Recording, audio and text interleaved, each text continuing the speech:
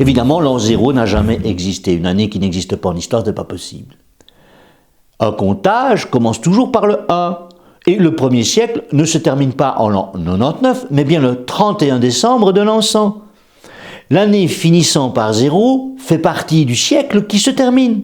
En mathématiques, une série commence toujours par le 1. Ce qui fait mentir les fêtes séculaires, puisqu'on a fêté le début du XXe siècle en 1900 et la fin du millénaire en 1999. Ce qui est faux sur le plan mathématique. La première année d'un siècle doit être 1701, 1801 ou 1901. Si on fait le contraire, alors le premier siècle n'aurait compté que 99 années, ce qui n'est pas possible. Les grandes festivités de l'an 2000 étaient donc une erreur commune à toute l'humanité. Le dernier jour du millénaire était le 31 décembre 2000 et le premier jour du 21e siècle, le 1er janvier 2001. Si l'an 0 n'a jamais existé, l'an 1 n'est pas non plus très sûr, parce que les gens qui vivaient à cette époque-là ne savaient pas du tout qu'ils se trouvaient au début du calendrier chrétien, Anno Domini.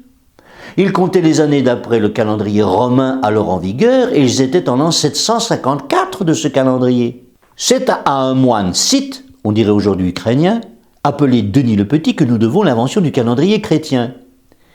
Ce calendrier commence avec la naissance de Jésus. Mais le bon père s'est trompé de quelques années, ce qui n'est pas très grave, mais cela fait naître le Christ avant l'ère chrétienne.